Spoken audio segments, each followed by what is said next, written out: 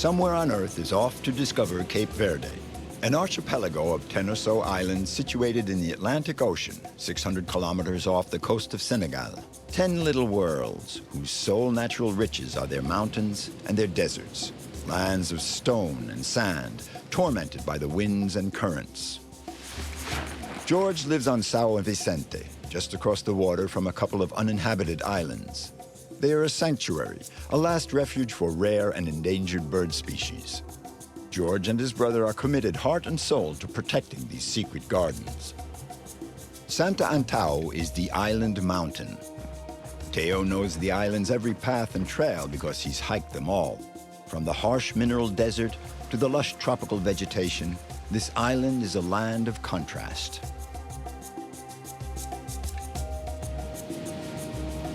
Child of the wind and waves, Mitu is a kiteboarding champion. The ocean is where he lives and plays.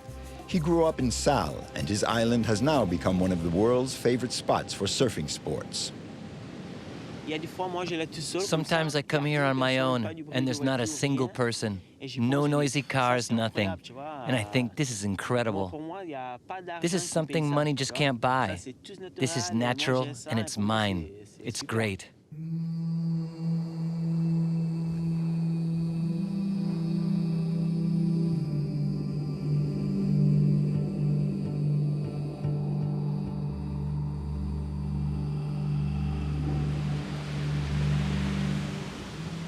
Set down in the ocean, lost out in the vast expanse of the Atlantic, the Creole islands of Cape Verde possess an air of mystery. Up until the 16th century, the archipelago didn't even figure on the charts. And we don't know who really discovered them first, the Arabs or the Portuguese. The archipelago is made up of 10 islands, 9 of them inhabited, plus a few islets.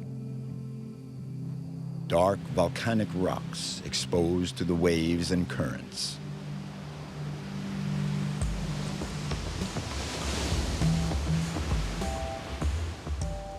Each island has its own shape, its own story.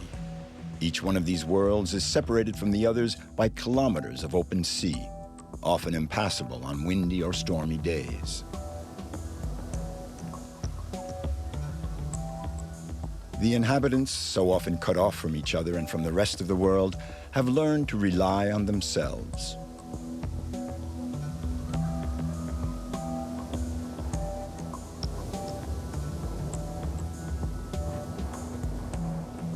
Sao Vicente is one of the most arid of the Creole islands of Cape Verde, a volcanic, barren island with sparse vegetation.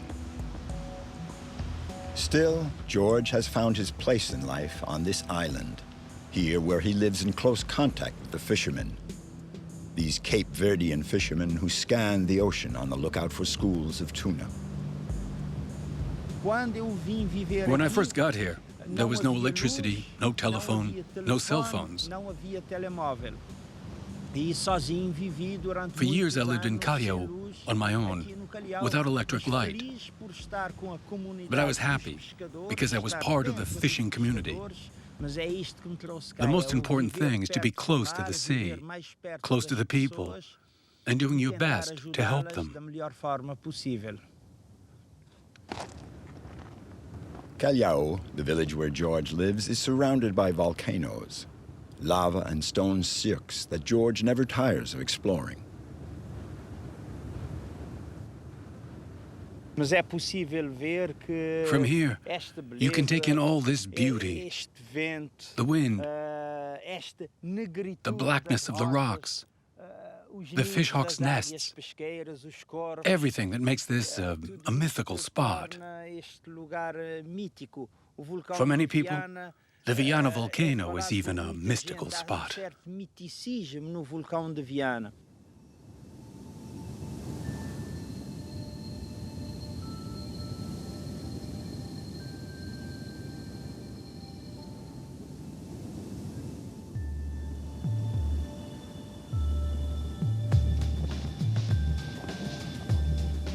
A lunar volcanic landscape. Here on Sao Vicente, where George lives, it never rains, or almost never. It's a stark island, that vibrates with raw, wild beauty.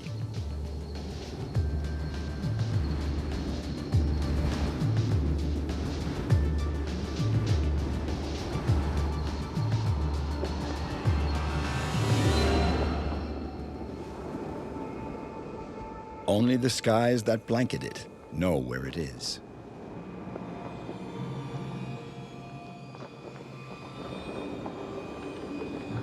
From afar, you'd think it were uninhabited, abandoned by mankind on account of its extreme hostility.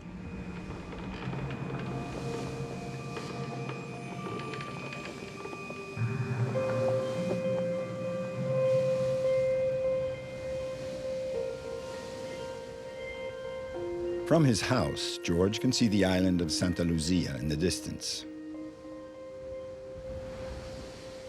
With only 35 square kilometers, it is one of the smallest of the Cape Verde Islands. It's also what gives George's life meaning. Santa Lucia is 1 hour by boat from Sao Vicente. An hour in good weather, because when the sea gets rough, the channel becomes impossible to cross.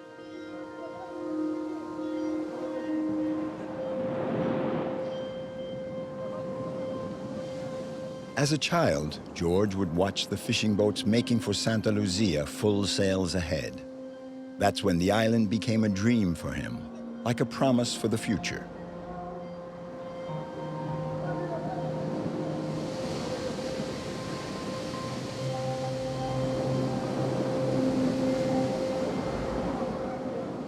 When George was 15 years old, he finally did go to that island with his parents. When he first set foot on this land, he was wonderstruck. Yet he had no idea that this little scrap of land would play a major role in his life.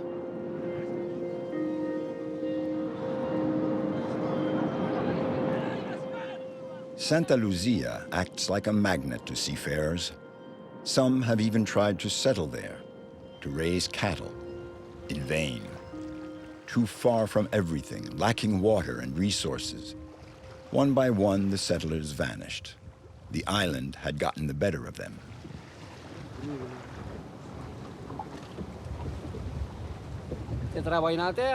I can't find any work on land, so I have to turn to the sea. There are not a lot of fish, but I have a family to feed. So we fish every day, and we catch a few each time. We didn't get much today so far. This is a good spot. There are fish here. So we fish this area for 4, 5, 6 days. Then we head back.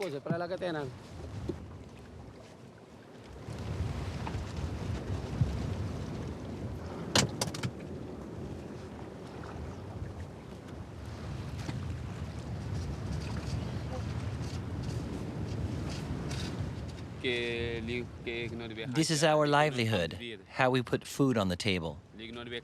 They're counting on us back home.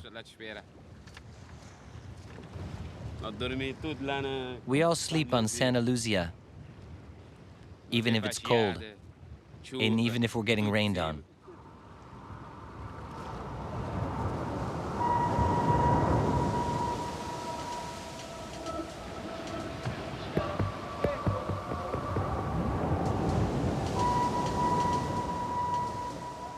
As it has always been, in the evening, the fishermen find shelter here on the beach of Santa Lucia.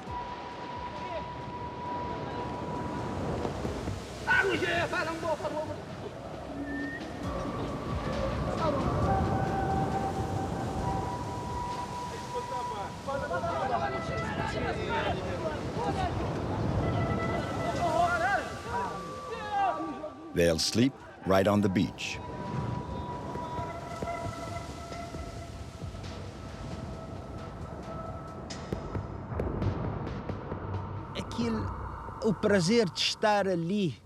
It's such a pleasure to be here, far from everything, with no telephone, no electricity, with no news of the world that's in such a state, all topsy-turvy. far from the political wrangling. This peace and quiet makes you feel as if you were on another planet. Santa Luzia is completely separated from the troubled worlds of Africa, Europe, and Asia, with the wars and famine. Here, you're in a cocoon, and I like to savor those moments.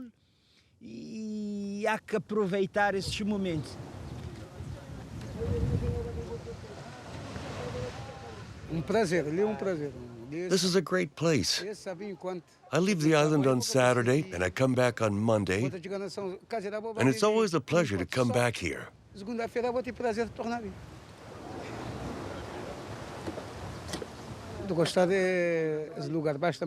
I especially like it when the sea is calm.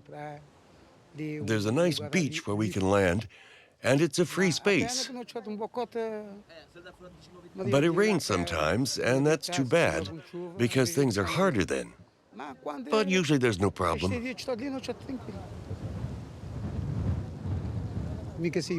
I've never left this place, in fact. It's my life, you know.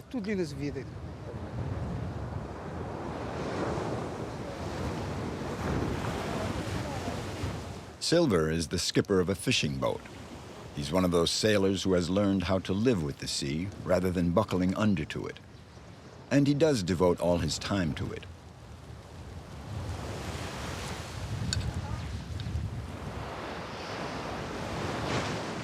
The fishermen patch their sails with rice and flour sacks.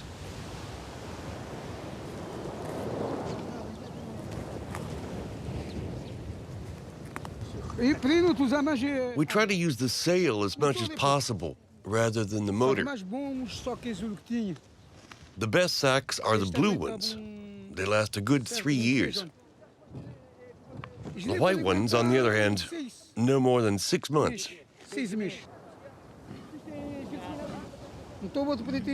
Sometimes you just have to redo the sail completely. Otherwise, little pieces keep ripping away and you lose too much time patching it.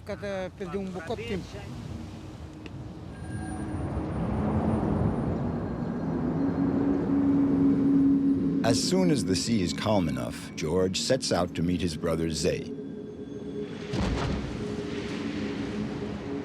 This morning, he'll pass by the island of Santa Luzia and head for the outer reaches of the archipelago towards Razo, a tiny islet cut off from the rest of the world.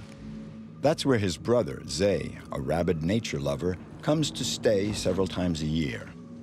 Now they are both wholly dedicated to protecting this timeless spot.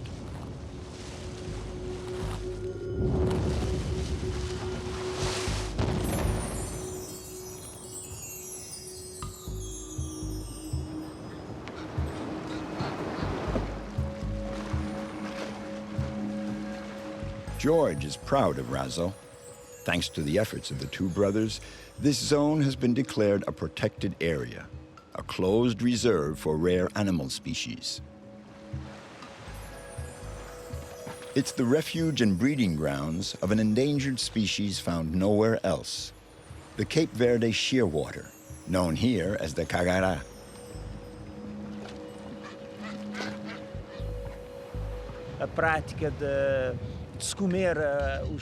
Eating Kagara chicks is a custom that dates back to the 19th century. From the time when ships, Portuguese caravels, would sail through here, the sailors of the time would eat these birds on their way out to India or to Brazil. It's an old custom. It's difficult to change people's mindset.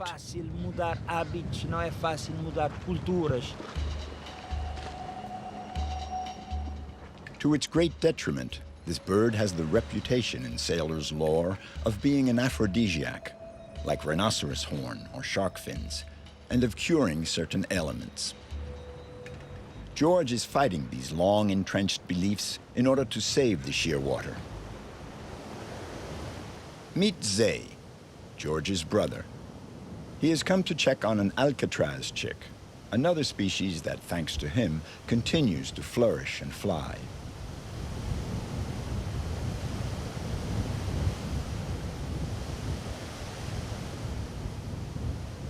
On these few square kilometers of land, Zay enters into a different dimension.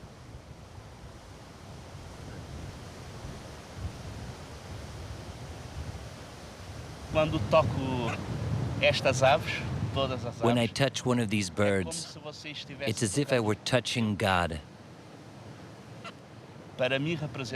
For me, they represent God.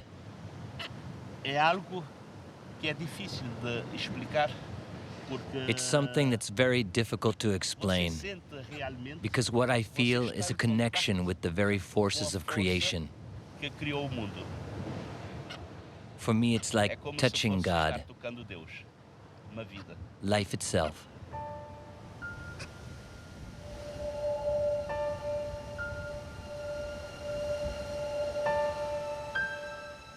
The battle these two brothers are waging seems to be turning to their favor.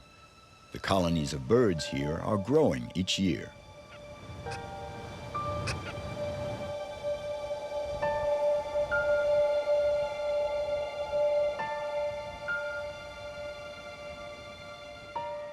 This cagara that Zay's banding flew here from Argentina to lay one single egg. It was wounded when Zay rescued it. He fed and cared for it. These birds eat only raw fish, so every day Zay had to chew up whole fish and regurgitate them into its beak.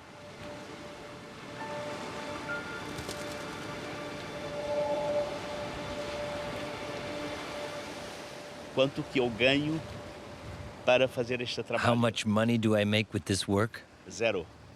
Nothing. Eu ganho sim. Aqui. But what I earn is in my A heart. felicidade que você tem quando você tem uma ave que está The morrendo. supreme satisfaction is to nurse a dying bird back to health. Você consegue recuperá-la. Desculpa. The joy of rescuing a bird that's dying, Você conseguir and then to see it recuperar fly off again. uma ave que está a morrer. It's Você worth vê na all the tua gold in the world. Paga tudo. Desculpa.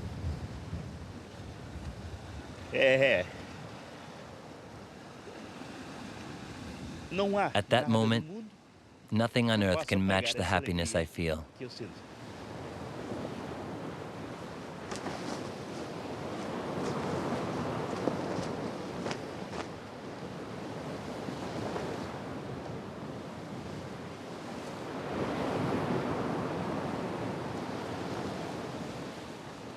Coming into Razo, there's nowhere to beach.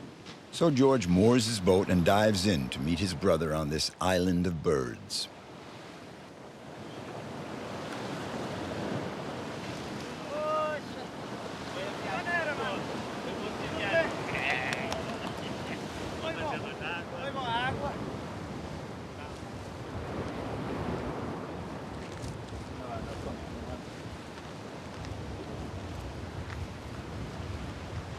É sempre uma grande alegria a gente estar neste trabalho. Working juntos. together is really fantastic. Nós temos, como ele já tinha citado há pouco, nós desde We grew up crianças near these estamos wild sempre islands, neste Santa ilhéu, Luzia and Santa Razo. Luzia, Ilhéu Branco, e nós fomos criando. Our parents foi passed on to transmitido both dos of us nossos their pais, love of o nature amor and the à desire to natureza, protect it. tentar salvar. Estar aqui Being com together eles here today on this neste ilhéu, island makes me é feel uma so grande alegria happy porque because we have a estamos common unidos goal. neste mesmo trabalho. We're trying to pass on our Para continuar e determination to tentar preserve this transmitir aos spot, outros, não só aos parentes, mas aos amigos, às pessoas que trabalham com a gente, and the para work has to tentar go on. dar a sequência do nosso trabalho.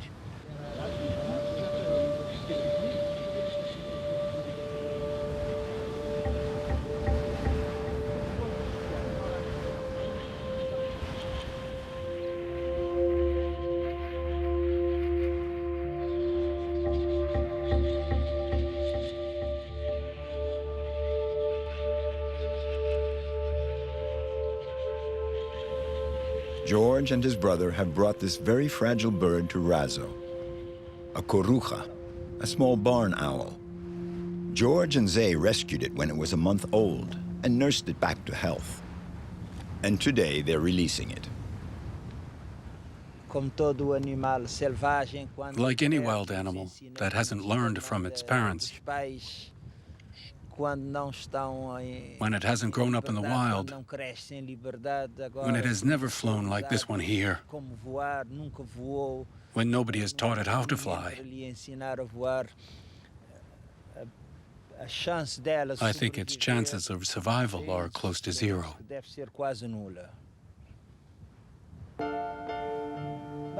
Go on, go on. This is your big chance.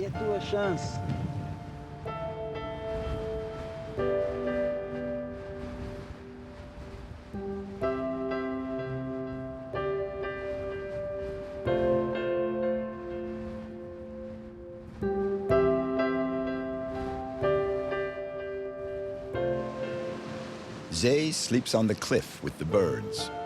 He's one of the family. Sou feliz.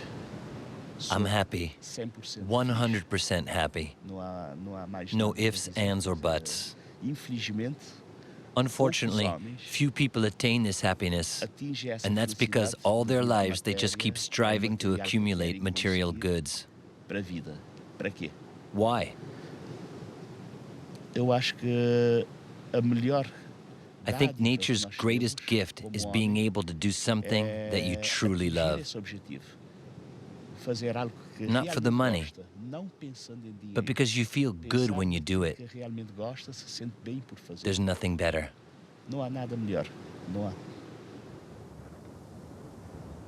As long as there are men like George and Zay, birds will continue to fly.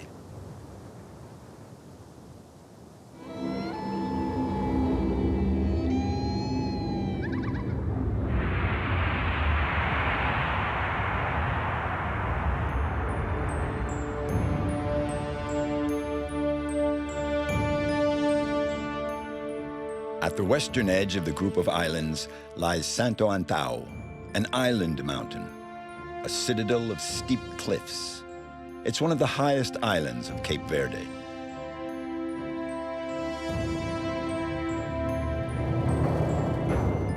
The inhabitants here are more turned towards the interior than towards the sea. It's the most fertile island of the group. But up on the high plateau, it's practically a desert.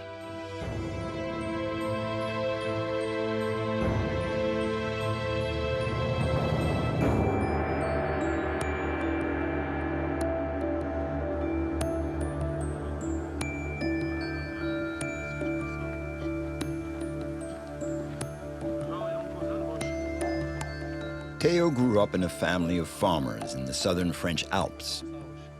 His ethnology studies took him to Africa, to Mali, and that's where he first became interested in Cape Verde.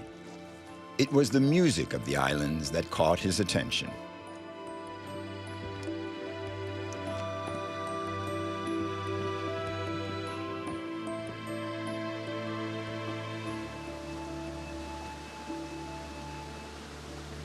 Theo has spent the past 10 years exploring these islands, one after another. He fell in love with one of them, Santo Antow.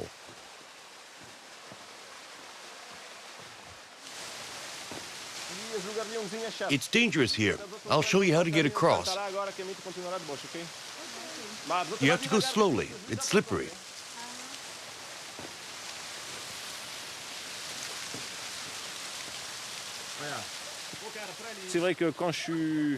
When I'm in this type of place, I know it's a bit selfish, but I feel very lucky to be here. In Cape Verde, you fly from Boa Vista, a very arid island, and in an hour you're on Sao Vicente, which is totally different. Then an hour by boat and you're on Santo Antow. You've gone from arid dunes to lush tropical valleys. Santo Antow, you'll find all that on a smaller scale.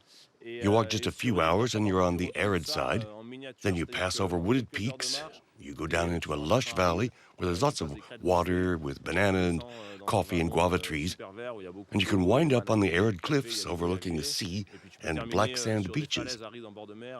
It's a characteristic of all the Cape Verde islands, and this one in particular, because it has such marked contrasts.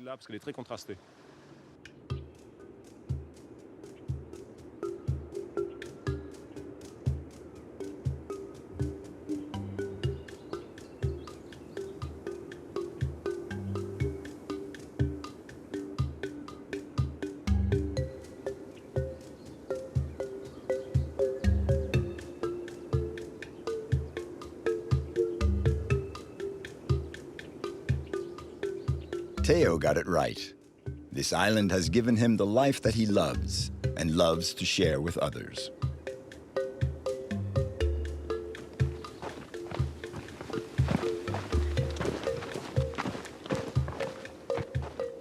These valleys, with their rich savors and aromas that descend all the way to the sea, are called ribeiras. These trails have been carved right into the cliff face, a long winding series of twists and turns that connects the inhabitants.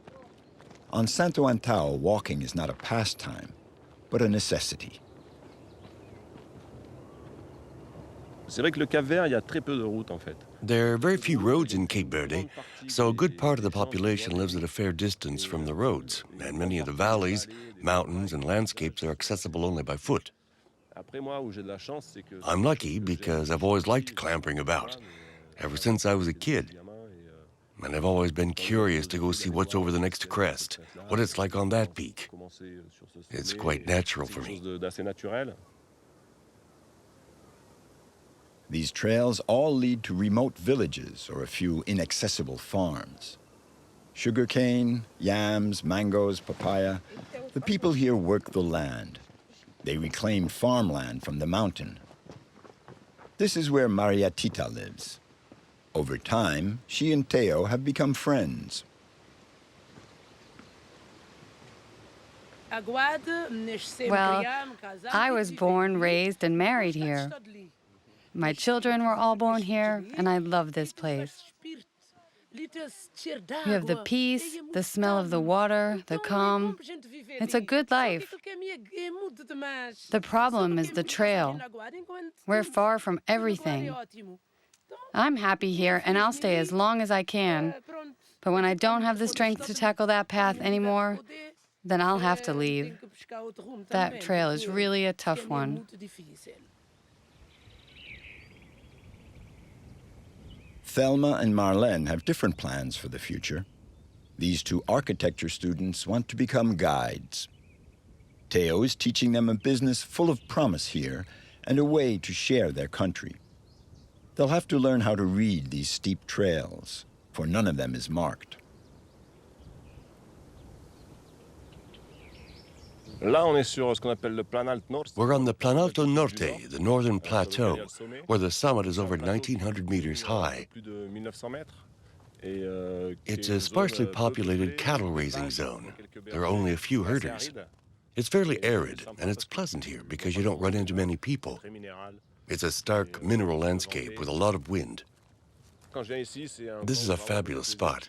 You get the feeling of wide open spaces. You feel that there are no limits. It's all very open, and you can roam wherever you want. You see this mountain? You follow this path here. We're right here. It's marked 1,300 meters. Maybe we could cut across here. No, this mountain is much too dangerous. We don't even try. We have to go this way, or this way. Here it's too dry. I had a French teacher who would say, freedom doesn't mean having no constraints. It means having the constraints that you like, that you value and accept. That's how it is for me. The constraints of my work aren't really constraints, because it's something I love doing. I'm in my element. I feel free, and that gives me great satisfaction.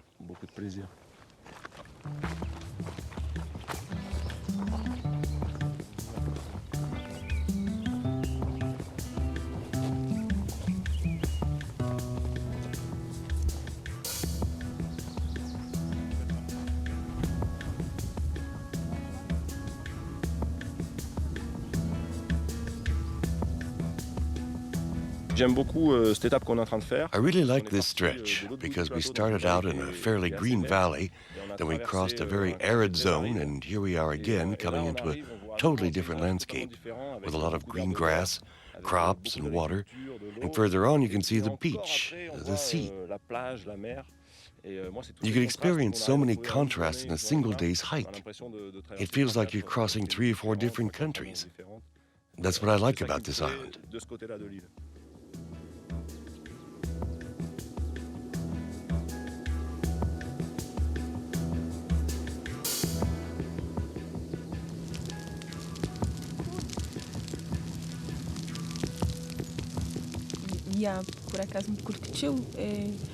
I like camping. It's really great. We hiked quite a bit today. We discovered a lot of spots. We were lucky to make it here and to cook some food. Plus, we get to enjoy a sunset like this one. It's just awesome.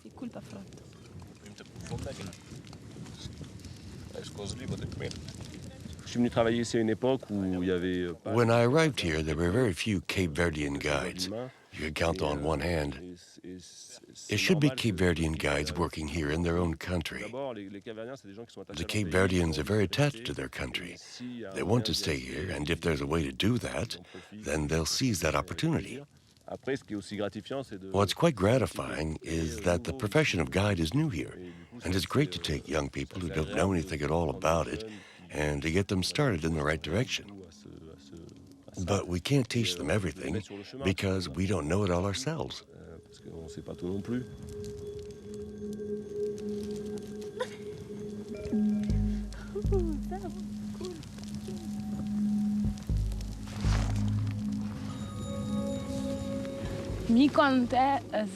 When I see a sunset like that, I want to paint it. It's so beautiful. It really moves me. It's stunning. I want to capture it forever on canvas.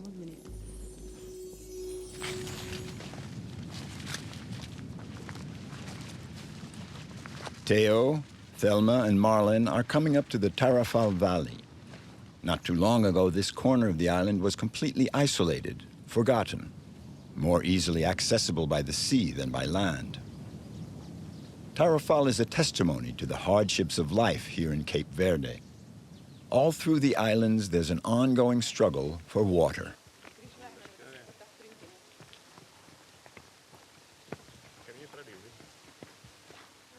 Centuries ago, the farmers channeled the mountain springs to their terraced plots. And thanks to this traditional irrigation system, they can still grow fruit and vegetables today.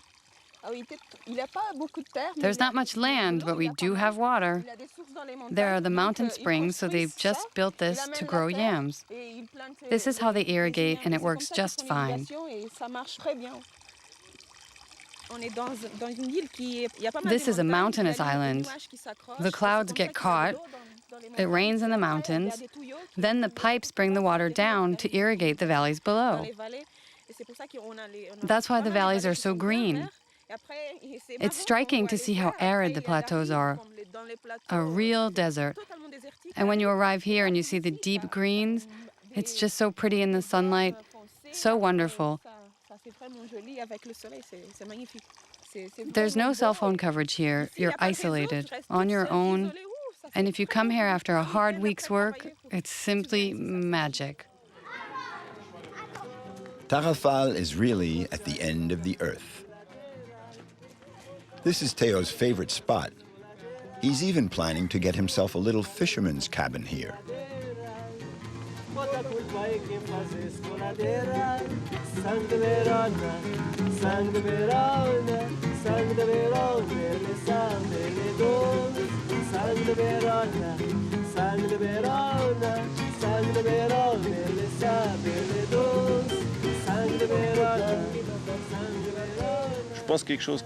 I think that the special thing about Cape Verde, aside from the landscapes, the beauty of the country itself, so full of contrasts, where nature is still so unspoiled, the special thing of Cape Verde is its people, full of enthusiasm, full of the joy of living, and with a deep sense of hospitality and generosity that you hardly find in other countries. Or in any case, not the way you find it here. Because these are very often simple folks, but they're willing to share everything they have, even if it's very little. 2 bananas or a piece of goat's cheese.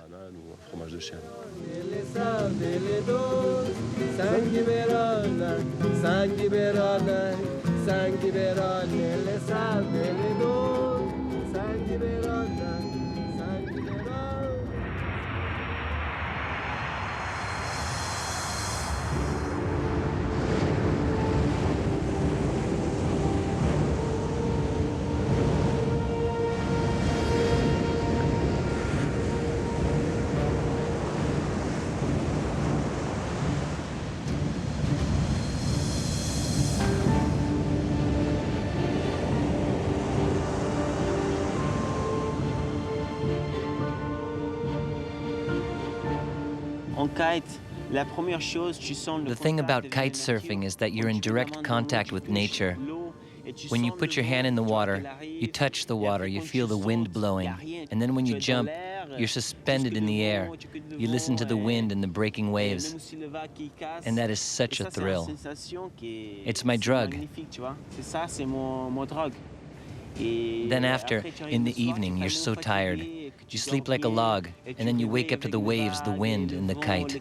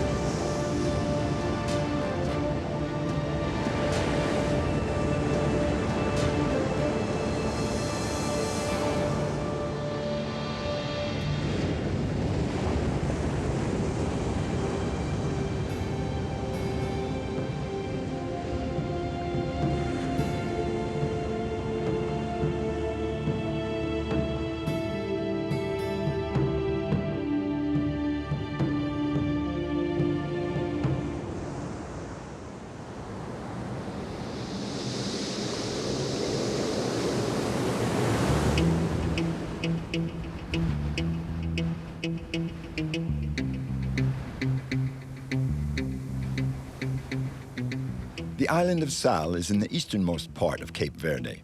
It gets its name from the abundant salt deposits found here. Nothing grows here on the island.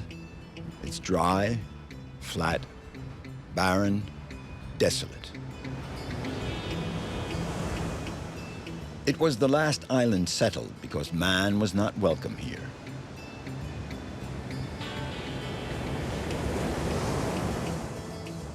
The trade winds blow here 10 months a year. They stir up the ocean and seem to want to reshape the island to make it even more inhospitable.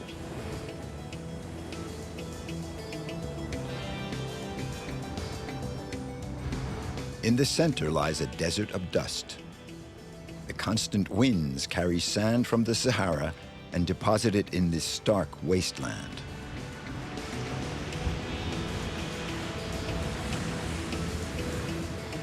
The inhabitants live turned towards the ocean and the waves.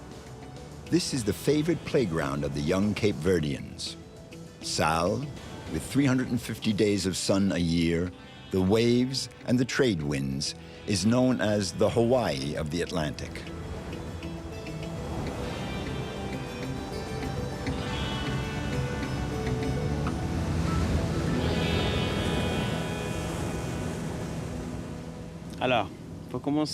Well, first off, my name is Untitled George Montero.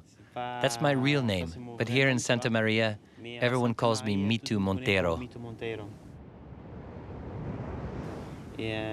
I was born in Cape Verde, on the island of Sal, and I grew up here.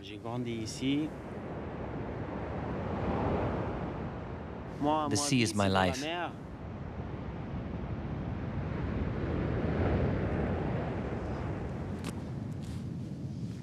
Kite surfing is Mitu's passion. It's a sport that combines the force of the wind and the power of the waves. Mitu, 28, is two-time world champion, and thanks to that he has traveled the world. At first glance, kite surfing seems like a simple sport, but it is in fact very subtle, an interplay of kite and slipping along the surface of the ocean. Wow, the swell's getting bigger. Look at that wave.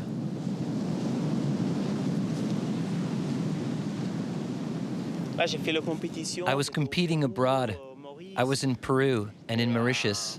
Then I spent some time in Italy, but I wanted to get back to my little island and just kind of chill out. Now I want to hit the waves. For the past 4 days, there hasn't been enough wind, so I went surfing and did some fishing, but now I'm itching to get back into the water.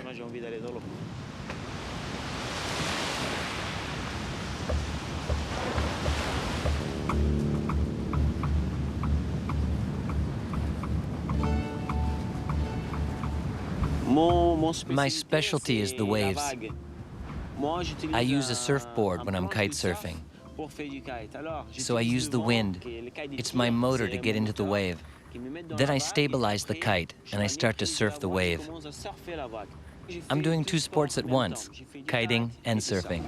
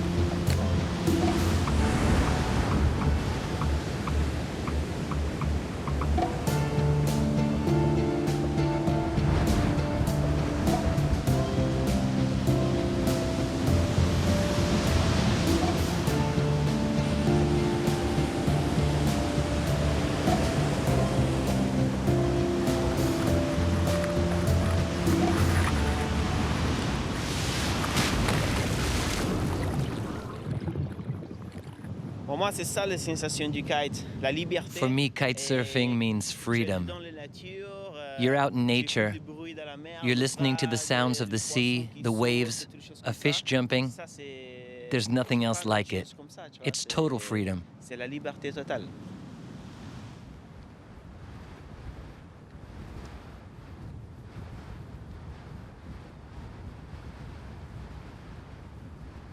I think this is simply paradise. It's hot, you can get the sun, the water's warm, you have the wind, the waves, all the conditions in the world right here on this little island. I don't have to take a 10-hour flight to get to a spot, fly 2 hours for another spot. Here, within 5 minutes, I have the best conditions in the world.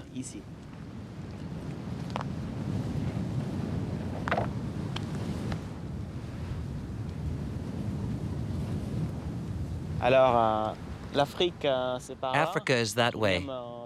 You hit Senegal first. Europe is that way, and Brazil is over in that direction. There you have it.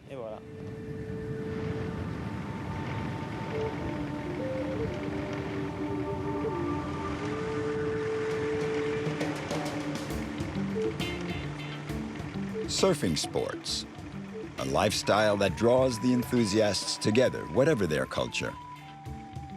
When Jérôme landed in Sal 20 years ago, he realized right away that this was where he would be able to live out his passion for the sea.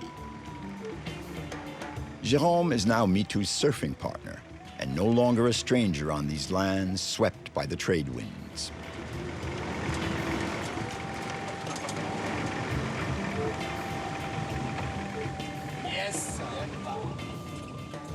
He was one of the pioneers of surfing in Cape Verde, and he never left.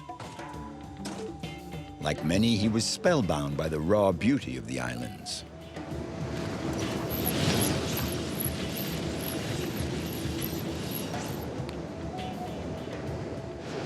It's really wild. Perfect. You have the sun, the water's beautiful, and even at this time of year, it's still warm. This is going to be just great. When Jérôme arrived here, he was a windsurf instructor. And he's the one that gave me my first windsurf board. He's a great friend, and we go surfing together. We do all these sports together.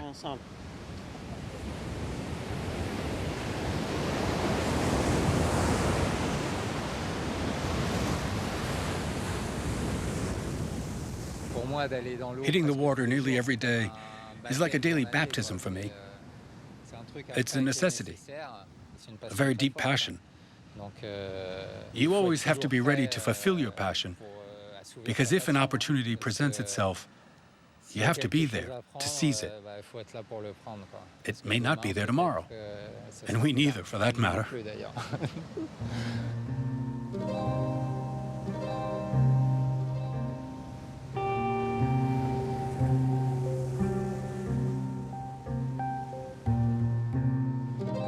The island of Sal was totally unknown in the 1980s. A few surfing and windsurfing buffs who just happened on this spot found that it had ideal conditions for those water sports. Sun, wind, and waves.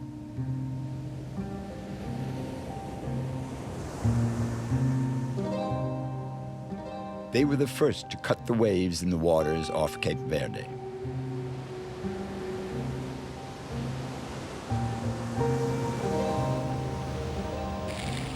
Mitu was drawn to the ocean right from his early childhood. When he was 8, he picked up an old abandoned board and set out to challenge the waves.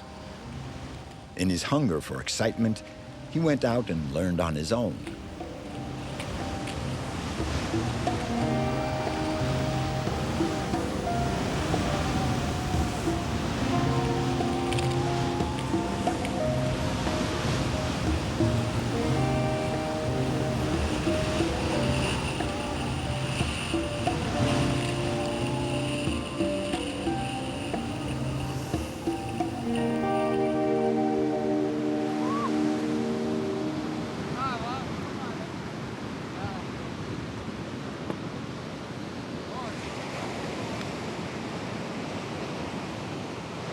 Ouais, là, on n'est pas emmerdé, hein. Yeah, there's no hassle here, that's for sure. You have the sound of the waves and the wind.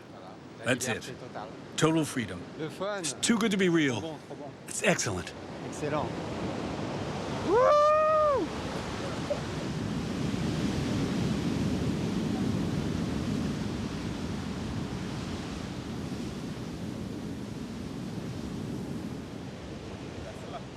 When kite surfing came along, it changed Mitu's life.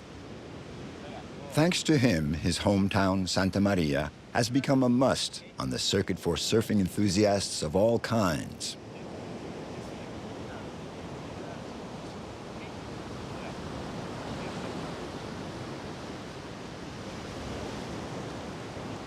Now he teaches kite surfing to the children of his village. But when learning, he instinctively discovered the basic gestures and moves necessary to master this sport. But without technique or experience, it was sometimes a school of hard knocks. Once I took the sail kite and went out on the water. I did a few runs back and forth, smooth as silk, and then the sail collapsed into the water, and I had no idea how to get it back up into the air. So I'm heading out to sea, and the lines are getting all tangled up. It took me 2 hours to swim back to shore. And when I got back to the beach, I was dead, and I had this huge tangle of spaghetti. I was trying to untangle it for 3 hours, and I just wanted to take a knife to it. But all that was positive. It gave me experience. It's this experience that Mitu would like to transmit to these children of his island and even beyond. He feels the need to share this school of life with them.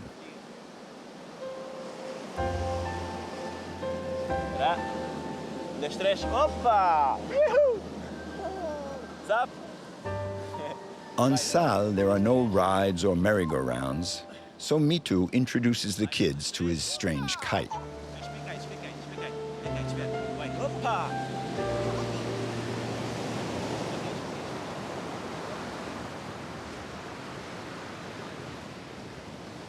The wind and the waves, that's where I get all my energy. Every time I'm out there kiting or surfing, when I catch a wave, it gives me a charge of energy, and that makes me want to live even more. It's something really good. It's very natural. It's hard to explain. You have to experience it. Sometimes you're in the water and you see this orange sunset. The sun's sinking into the water. And sometimes I come here on my own and there's not a single person. No noisy cars, nothing. And I think this is incredible. This is something money just can't buy. This is natural and it's mine. It's great.